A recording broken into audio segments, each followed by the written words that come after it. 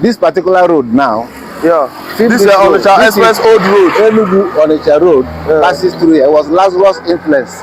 Okay. But the British had a plan to build this road to go through Northia. Okay. Through Northia and go through Enugu-Ugwu. But Lazarus, who was influential in those days, refused and said no. He cannot allow that thing to happen. That this road will pass through Enugu, and not just through Enugu. He has to pass in front of his house. Okay. Yeah, that's why the road passed through here. So that he was the person that only person that owned the car in those days. He was the first person to hold the car in Enugu, Lazarus Agwuna. So he influenced the British to change their plan. That's how this road passed here. Lazarus Agwuna did it, nobody else. So he was that influential that he was the first person to build an upstairs in the Enugu-Ugwu town. He's the first upstairs in the Enugu-Ugwu. There was nothing like this in this town before then. That was Lazarus Agwuna. He was the richest person in this town. You know. So and compared to the size, this is a mansion. You look at this house now, it shows you how wealthy Lazarus was then. Yes. For a man to have this type of thing in the 1920s, the first of its kind in this town. That's what it was. It's a millionaire compared to what the generations we have now. So this particular thing you are looking at is the first cement used in this town to build anything. 1915. 1915. Yes. The British came here in 1906. Hello guys, this is Great Lord TV. We're live and direct Enugu Ukwu in the palace of Igwe Osita Agwuna. You know, last time we came here and we learned a lot of histories, and we are here to continue. And some questions raised from our previous interview with his son. Today, I will be asking him these questions, especially why did they reform from Sky, and who is the wife? Where did he marry from? So he will answer us. Let's go. We're meeting the chief himself, so he will tell us more. So Chief Ekenengi. No, you're welcome. You're welcome. Introduce yourself. You guys are welcome back. Here is the front of the palace. The resident of the Royal Majesty Osita Agwuna III, Eze Enugu-Ugwu and Ugwu. He reigned 50 years over this town as a traditional ruler. So this is the front of the palace, just part of it. The architect work that you are looking at are some of the earliest men that were in the chair. With Igwe Osita Agwuna. With Igwe Osita Agwuna. You look at people like Ugwuoke over there. Ugwuoke is from Urobo village. Those are the men that were there when Osita Agwuna did the this one is another man from our village. And if you come over here, then this is just a small statue of Igwe himself. Igwe himself holding the offer, and then with Inza. And with Igbo regali, that's what he's known for. Osita Agwuna doesn't dress like he believes in this Igbo traditional way, and that's how he's always dressed. Here is just it's like a small I did this just some small shrine for him. So small shrine. If you look at here now, what we have is there some of the things he accomplished. Not all of it, because no wall is big enough. No wall is big enough to put the accomplishment. But these are some of the things you can read here. What what Agwuna did.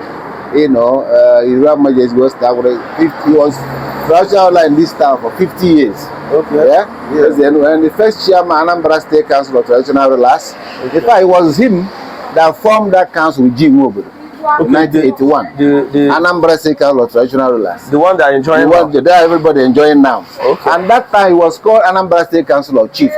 Agwuna refused and said the word chief is what the colonial masters have brought down here. They use the word chief to belittle the status of kings in Africa.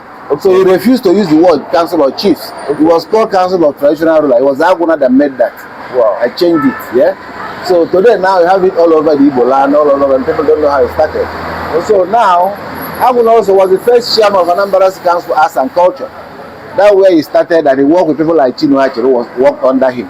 I'm going to tell you, Achebe was a member, while Agwuna was the chairman. And so, Nwokolo Biago. So, Chinua Achebe worked under Agwuna, yes. Agwuna. Yes. Achebe was, a member, but Agwuna was the chairman. And I remember in those days, when Achebe will write something, they still bring it to Osita Agwuna to vet before it's published. Yeah. That is the truth. You know, if you go and read a book called Igbo, A Language and the People, that particular book will show you a lot of things, work they did in Art Council in those days. You know, and if you look at here, Agwuna was the first Nigerian to use the word revolution in 1948. Okay. That was the time he gave a lecture called for revolution, after which he was arrested by the British. And eventually they tried him and sent him to jail for 3.5 years, solitary confinement. You know, he goes there, one of the actors of Nigeria in 1960. Agwuna was in jail for 3.5 years. He served in Kirikiri and Kaduna prisons. You know, and he was member of Federal House of Rep 1954 to 1958. Was an MP in those days. So Agwuna was a journalist that worked with Zik and Anthony Nahide. In those days, he was Daily Comet and West African Pilots. You know, and Osita Agwuna was chairman in Ugwuoke local government. In those days, it was called Ugwuoke County Council. Okay. Agwuna was chairman from 1960 to 1964. That's what you have here. You know, and he established the first museum in Eastern Nigeria. Ugwuoke the museum, 1957. Those are some of the achievements we put here. Not all of them, but just some. Because you haven't got, you know, what is big enough to put his achievements. So, but I have to ask you a question. Why did you put it in front of? Because this man is somebody that lived, he lived like a solitary animal. You know what I mean? Agwuna was not somebody that showed off. You know, he didn't show off. He didn't say, look what I did. This is what I did. So now, we the children felt that it's about time the world know about this man. Okay. So this is the public eye. Most people that come here, they stop and read it and say, we didn't know Igwe did all this. Wow. You know what I mean? That's why it's put here. It's like a shrine for him, really. The idea is not bad, I swear. You know?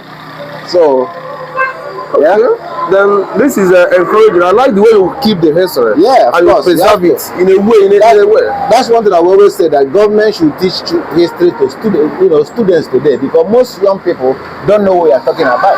They don't even know how Nigeria started. They don't know how a lot of things started in our area. So it's important to keep history and teach it to young people so that they will know, that they can pass it to another generation. That's all it is. When we were coming to this palace, we never know Igwe was this famous and influential. Yeah, he was, but most people don't know. Even his role in getting independence for Nigeria, unless people that go to like law school. If you've been to law school, you read Rex versus Agwuna. That was his trial. How he was convicted and sentenced to jail, you know, for many years. So if you come down here on this wall, these are some of the older men that were ruled with Igwe in the 1958. Okay. I can't tell you. These people are now ancestors. Ancestors. They've all died. Okay. You know? If you look at here, this one I know very well. Is Opipu Onyebuchi Oku Wanababa. Opipu Onyebuchi is from Umokbele village. Enugu-Ugwu, yes. That's him there. You know, an older man, an honest man, one of the people that, you know, was there when my dad was crowned. Those people are served with him, yes, you know. Then you come here, this one, you're looking at here, is he's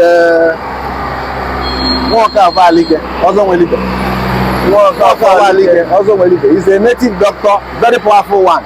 He's from Ugwuoke village. This man was so powerful, if he tell you tomorrow is going to rain by 1, he'll rain. No doubt about it, you know. So, coming down here, this is this one is the next one is one culture back. It's a father of our own culture. No, the other one. He didn't have Ichimas. Yeah. So, but this man, if you look at them, how they are dressed, they are dressed in all the way. They wear the atali. Okay. This is the atali. You know, this is the anklet thing. It shows you the initiation to the Ozo title in those days. You know, on this and also, you know. So everybody, but it will show you that how the dressing was in those days. It's not like what we're wearing today. Their own thing is different, you know. This is this man was in charge of a place called Ajana, Eze Ajana. Yes, Okoyo Kafo. That's the image here. But it was the Eze Ajana in the 80s, 70s, you know. Eze Agwuna is like the head of all the shrines in this town. Yeah. He's just from Rofe village. That's what we are looking at. Yeah? All right. So from here, we're going where now? So let's go to Lazarus, the main house of Lazarus Agwuna. Lazarus, that is the father of my Osita grandfather, Agwuna. yes. Okay. And, let's go for history. Understand? Where we are now is the residence of His Royal Highness Eze Lazarus Agwuna. Eze Lazarus Agwuna, he was Igwe of this town, and he was in charge of a lot of things in Omori, like when Omori Court was opened in 1934, Omori Native Court at Enugu-Ugwu, 1934. Lazarus was the chair president until he died. So he was that influential that he was the first person to build an upstairs in Enugu-Ugwu town. This house, it took 7 years to complete this building you are looking at. This building? It took 7 years, yes. And in those days, you can see it's built out of rock. Yeah. It's a rock. And it was white people those white people that came to Enugu with the early 1900s that designed this house for him. You know, it's called St. Pete's House, Odenibo. It's called Odenibo House. You know? This house is called St. Pete's House. Odenibo. Odenibo. That's the name of this house. And this is where Lazarus lived. You know, he lived here until he died in 1939. So this house approximately was built when? This house he started building this house in 1922. Okay. And it was in 1929 that he was officially opened. This house. So he wrote everything down in his diaries. All the people that attended, all the people, villagers, he gave cows to villages that attended. Musical groups that came here, you know. To open this house. Officially 1929. 1929. Yes, this house was officially opened in 1929. It's the first upstairs in the Enugu-Ugwu. There was nothing like this in this town before then. That was Lazarus Agwuna. He was the richest person in this town. You know. So and compared to the size, this is a mansion. It's a mansion. By the standard of what you can have in those days, you know, it's a big mansion. Currently, any house like this, the only thing is that modernizing. But any house like this is a mansion. It's got 10 bedrooms or more. You know, if it's how it's made. But all these things are the originals. Even the gutter you see is how it was made in those days. Okay. Nothing has been changed. This the way gutter, it is now. Yeah, this the way it is now. It's same gutter, how it was made, the bricks, everything. You know, what happened is that during the war, the bomb, when the Nigerian Civil War happened, they dropped bomb here, so the roof was destroyed. Okay, the only new thing is the roof is changed and the roofers, you know, which it wasn't what it was originally, but everything else, the building, the style, and everything was same thing. They put some paint to make it look good. That's all it is. Okay, then, but I want to ask you a question because people will ask us this question. That those who built this stone house was those who sold our people as a slavery. No, slavery have stopped at that time. You know what I mean? Lazarus was born in 1894. Okay. Yeah? 1894 Lazarus was born. Or 1884. Okay. 1884 Lazarus was born. So slavery has stopped before that. There was nothing like slavery. Lazarus was a merchant. He had lots of business. He had land, property that he gave people to farm. You know, so he was doing well for himself. He was the only person that could read and write English in this town when the British came in 1906. How did this happen? Yes. You know, because okay, give you an example. Somebody like a lot of people, like give you an example like Malcolm X. Malcolm X in America went to prison. That's why he educated himself. He studied in jail and came back and became a big orator, you know. But Lazarus was doing it. You know, the Portuguese are passed in Nigeria before the British came. Yes, yeah. So a lot of people he can read and stuff, but Lazarus could write and understand English in those days.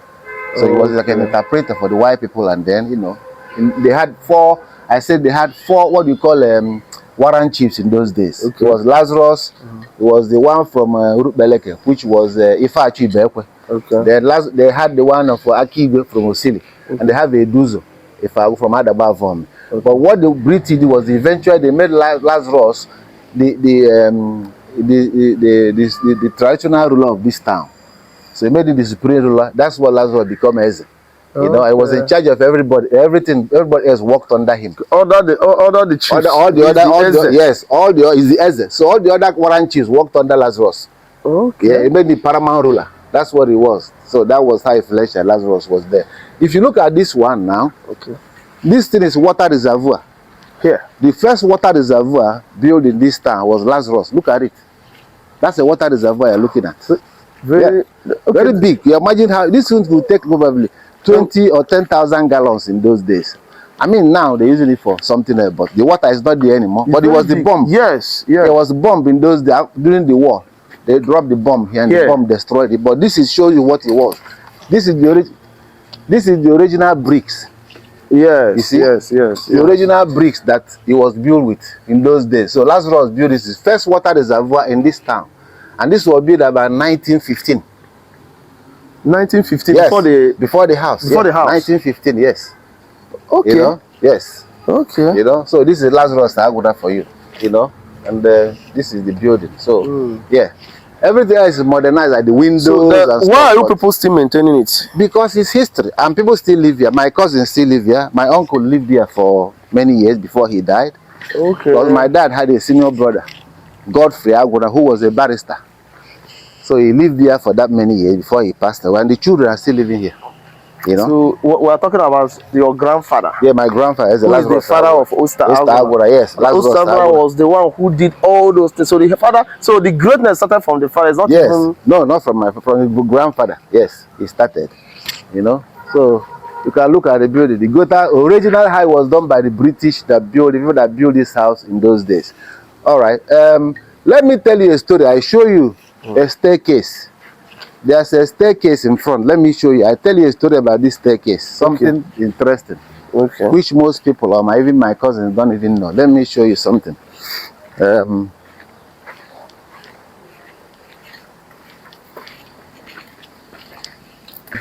When this house was being built, my uncle Theophilus was about, let's say, because my father was born in 1921. Okay. The senior brother, who was a barrister, was born before that. So the third son, Theophilus, was born about 1923. Okay.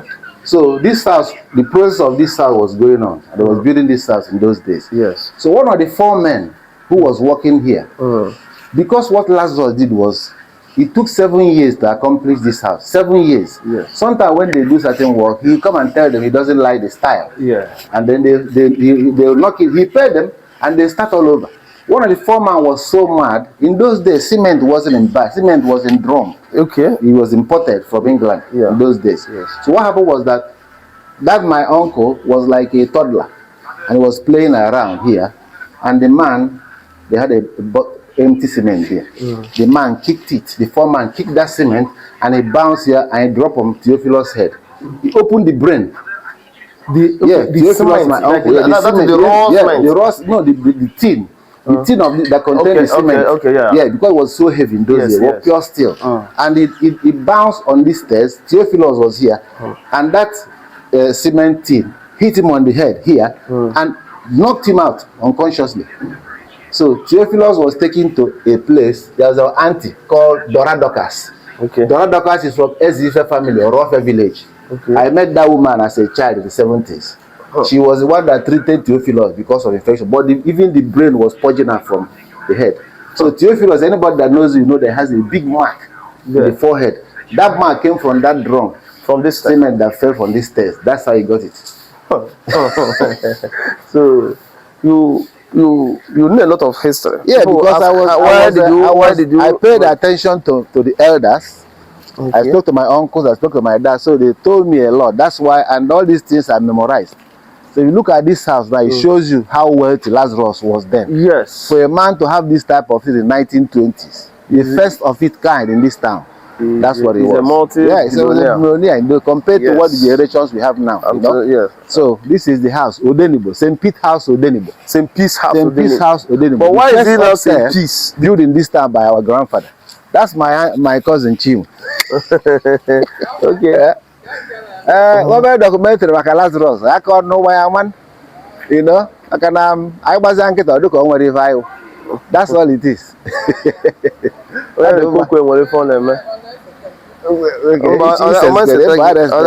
Thank you. All right. Yeah. If you know, so this is what it is. So, but your grandfather, where is he buried? Lazarus is buried at, there was a place near Enugu-Ugwu. Okay. He gave a land probably as big as this place, just a small place, and he was the first person to be buried there. Then the wife, Mama, Priscilla Agwuna, Lazarus' wife, was second person to be buried there. That was gave that land to say, if even in those, because he believed in so much in Christianity. Yes. You know, that's why he gave the land for the church. He built the first church with clay. Your grandfather built the first church in this town, Emmanuel Anglican Church. The first church there was Lazarus. The whole land where that church was built was Lazarus' land, free. The owner of this building gave that land free. So where he's buried was a small place. He gave. They said anybody that worked with the church has served the church. If the family wants, that person can bury there as well. That land is still there, and his grave is still there. So that what is called like a burial ground. Burial ground, but it's mainly for people that served in the Emmanuel Church. But he was the first person that buried there. He gave the land free for that purpose. Yes. You know, the purpose was for anybody that done good work, like the church wardens, the women that work in the give. They've done well for the church. They can bury, if their family wishes, they can bury in that piece of land. It's still there. That's where Lazarus was buried. So, so this is the first story building that was built in Enugu-Ugwu by Eze Lazarus Agwuna. Yes. In 1920, from 1923 to 1929. That's what we were. This is history. Yes. And the house is still standing tall and well maintained. People are still living on it. My cousins. Do you understand? That's why we grandchildren are still living. That's why we appreciate history. If you see those people who keep history, you have to give them accolade, because I love that. Look at how the house is. It's almost 100 years, but he starts standing like it. Yeah. This is Obu. Okay. Lazarus Agwuna. But this is I did this one as just a memory of some of the things that Lazarus accomplished in this town. You know, okay. This particular road now. Yeah. This is Onitsha Express Old Road. Enugu-Onitsha Road passes through here. It was Lazarus' influence. Okay. But the British had a plan to build this road to go through Northia. Okay. Through Northia and go through Enugu-Ugwu. But Lazarus, who was influential in those days, refused and said no. He cannot allow that thing to happen. That this road will pass through Enugu-Ugwu. And not just through Enugu-Ugwu, he has to pass in front of his house. Okay. Yeah, that's why the road passed through here. So that he was the person only person that owned the car in those days. He was the first person to hold the car in Enugu, Lazarus Agwuna. So he influenced the British to change their plan. That's how this road passed here. Lazarus Agwuna did it. Nobody else. My grandfather, yes. So you know, you are the one who built this. I did all this, you know, as a shrine. So if you look at it, it says this road was founded by Eze Lazarus Agwuna in 1920, and civilization. Lazarus established Emmanuel Anglican Church, Enugu-Ugwu, and the first to be baptized. It's all written there. Yeah? He was the first person to baptize in that Emmanuel Church. Yeah, he was the first person, Christian, to have a Christian wedding, church wedding in this town. Okay. In 1917. Okay. You can see it. First person to speak English and write English and keep a diary, which I can show you his diary. I have his diary. It's still there. Not the original copy, but it's been reprinted in another copy because the paper is old. Yes. So you have the first man to own and be a photographer in this town. I just showed this water reservoir, right? Yes. You saw the first water reservoir in this town. Lazarus built it. Okay. Lazarus built the first story house in Enugu. Yeah. And that house was opened by Bishop Glasbury in 1929. Known as St. Peter's House, Odenigbo. And the other people that was attending were Mr. J.S. Ross, Archdeacon Glasgow, and Mr. G.T. Lawton. These are the white people that were ruling this area that time, in those days. Yes. And then he says, Umori Native Court.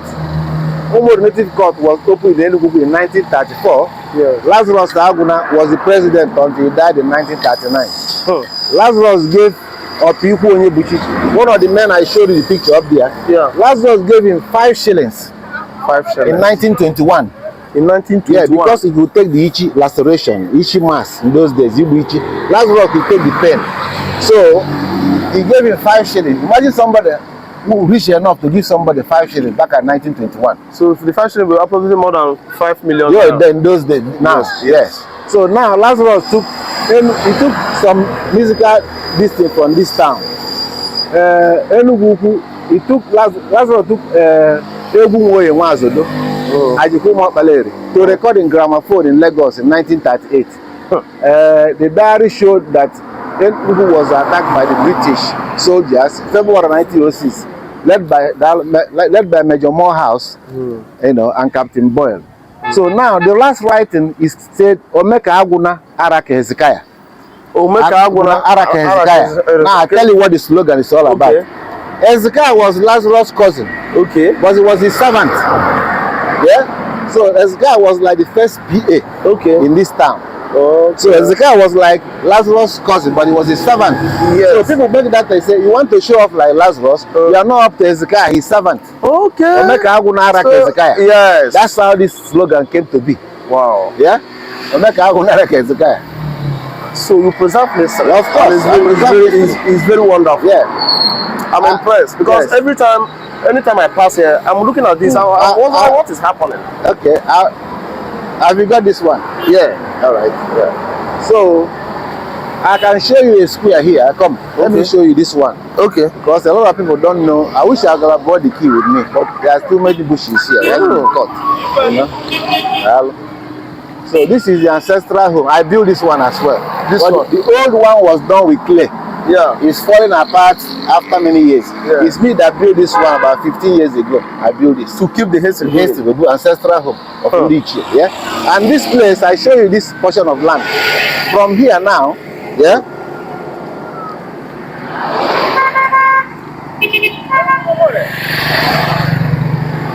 So here. So this is Agwuna. This is Agwuna family. This is Agwuna family. Yeah. This land, this portion of land, is called Eze Agwuna. Yeah. And this is this land from here to that mango. Yeah, all this place. In those days, even till recently, they used to have what they call Nsinkwo. Nsinkwo. It is a deity, a shrine, and that Enugu market, local market. Yes. So in those days, when that deity is being celebrated, they will close the market. Nobody will trade there. All the women, everybody selling anything, food stuff, they will come down here. This is where the trade happens. In those days, it was the current traditional that stopped it, but we will open it as very soon. We will. So the market happen every once a year. Okay, once a year. Once a year is celebrated. That is when they celebrate that shrine in that market area. Okay. And that day the market is closed. Nobody will sell anything in that market. Foreigners that are not indigenous, we have to leave. They won't be around for that market. But this is where the market takes place. Women came here, food stuff, anything you want, you can buy here. This is where the market is one day. And this is place originally. This square is where what you call Ipiaba Mom. Okay. The masquerades that whip each other. Originated from here 1,400 years ago. And this square is the Agwuna. Yes.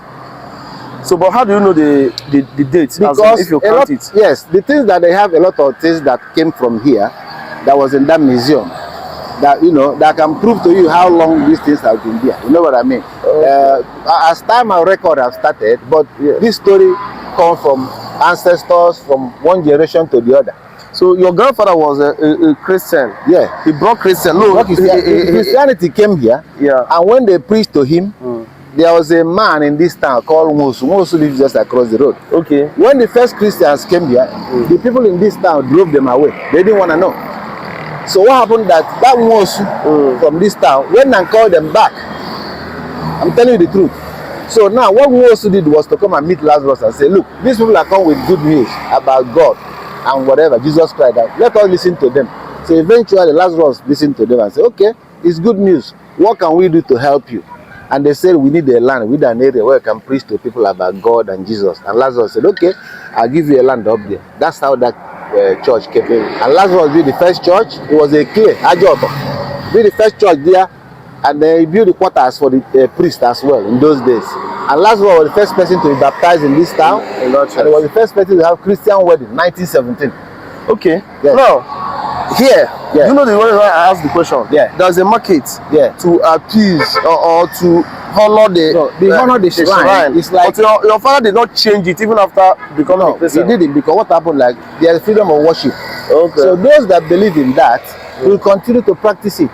Okay. Today I don't believe in what some people are doing. Some government will go and destroy certain shrines. No. Those people that want to worship idol, let them worship idol. Who are you to judge? Who am I to judge? Only God can judge people. Yes. You understand? Yes. So it's not I have no right to say, oh, you cannot worship this because I don't worship it. No.